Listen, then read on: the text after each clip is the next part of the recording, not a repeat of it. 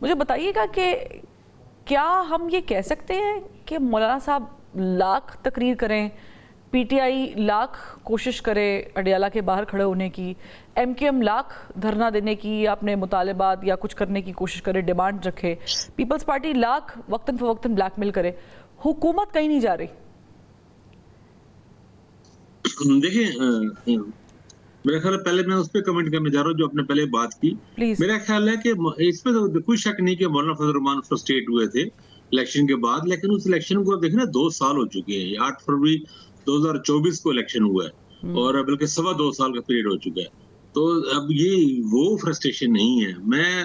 میرے بالکل یہی رائے ہے جو نظامی صاحب نے بھی کہی ہے. مولانا کی جو پاکٹس ہیں اس وقت وہاں پہ بہت زیادہ مسائل ہیں، خاص طور پر اسماعیل خان میں، ڈی آئی خان میں، ٹانک میں، چونکہ وزیرستان ساؤتھ اور نارتھ وزیرستان کی وجہ سے، اور خاص طور پر پشتون بیلٹ میں بھی اب وہ دباؤ ان پہ ہے. اور وہاں پہ دباؤ بھی اس طرح کا بنا ہوا ہے کہ کوئی پوزیشن ایک واضح یا اسٹرانگ پوزیشن لینے کا دباؤ ہے. مطلب یہ بھی کہ وہاں پہ چونکہ ایک بہت زیادہ معاملات خراب ہو رہے ہیں، لوکل لوگ بھی نشانہ بن رہے ہیں، خاص طور پہ زیارت بھی جو حملہ ہوا تھا وہاں پہ اس میں چیک پوسٹ میں، وہاں تو جو شہید ہوئے لوکل لوگ ہی ہیں نا، سارے وہ ٹرائبز ہی ہیں، مطلب لوکل پشتون ہی ہیں.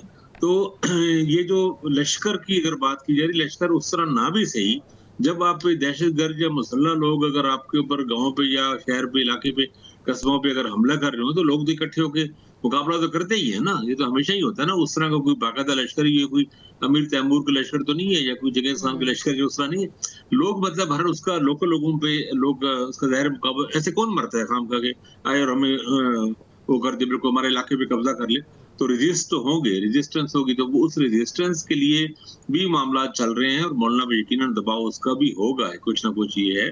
لیکن مولانا پہ یہ بھی ہے کہ وہاں پہ جو صورتحال بنی ہوئی ہے، وہ جو مسلح تنظیموں کا بھی دباؤ ان پہ، حملے بھی ظاہر ان پہ ہو چکے ہیں، کچھ ان کے لیے مسائل ہیں، اور کئی ان کے جو بڑے جو بندی علماء جیسا مولانا ادریس صاحب جو نشانہ بنے تھے 4 میں، اور بھی لوگ، تو وہ خطرات ہیں ان کو.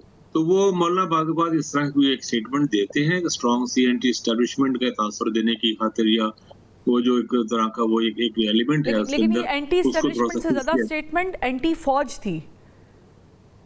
جی بالکل. اصل میں نا وہ جب پولیٹیکل چیزیں بعض اوقات چل رہی ہوتی ہیں تو وہ اس میں فرق کم سا ہو جائے. لیکن بہرحال مولانا کا وہ بیان غیر ذمہ دارانہ بیان ہے اور غلط ہے. میں تو بالکل اس کو مذمت کرتا ہوں اسٹرانگلی. مطلب یہ بات جس سے انہوں نے تحقیر امیز انداز میں کہا تھا جوانوں کی اور کی، ایسے نہیں کہنا چاہیے. یہ بات بالکل غلط تھی، مولانا کی بہت کمزور غلط بات ہے. لیکن بہرحال ان کے لیے مسائل ہیں اور ان کو ایک پوزیشن لینی پڑے گی. جب آپ دیکھیں نا جس طرح وہ بڑھ رہے ہیں معاملات بلوچستان میں بھی اور وہ بھی، یا تو آپ کو دہشت گردوں کے خلاف کھڑا ہونا ہی پڑے گا، اور کوئی وہاں آپشن نہیں بچی. جو ماضی میں اے این پی نے اس کی بھاری قیمت ادا کی، لیکن اے این پی کے لوگ باہر کھڑے ہوئے، اور بعض اوقات آپ کے لیے اور چارہ کار ہوتا نہیں، آپ نیوٹرل رہ نہیں سکتے. مولانا فضل الرحمان بھی نیوٹرل نہیں رہ سکتے، اور اگر ان کی پوزیشن لینے کی کوشش کریں گے تو وہ تو بہت ہی خوفناک ہے. وہ تو پھر آپ اینٹی اسٹیٹ چلے جائیں گے، یہ صرف اینٹی آرمی کا اینٹی اسٹیٹ والے موقع پہ. تو مولانا کو اپنے ایک واضح پوزیشن لینے کی ضرورت ہے، سمجھداری کے ساتھ اور حکمت کے ساتھ بھی. لیکن بہرحال ان کو دہشت گردی کو اور لوگوں کو ایک وہ ڈسکریج کرنا پڑے گا، کیونکہ اب وہ ان پہ بھی الزام اور فتوے آ رہے ہیں. پچھلے کچھ عرصے پہلے اگر وہ اس کو ڈسکریج کریں گے تو پھر وہ مین وائل پھر ان کو یہ بھی اپنا سٹانس بھی تو خاقانی صاحب کلیئر کرنا پڑے گا کہ وہ پھر جو گورنمنٹ آپریشن کے خلاف وقتاً فوقتاً بات بھی کرتے ہیں، پھر وہ بھی ان کو سمجھنا پڑے گا کہ وہ اپنا سٹانس کلیئر کر کے بتائیں گے. نہیں پھر یہی آپشن ہے موجود ہے تو پھر یہاں کی طرف آ جاتے ہیں. لیکن اس پہ بہرحال مولانا فضل الرحمان صاحب نے ریزسٹ کیا ہے.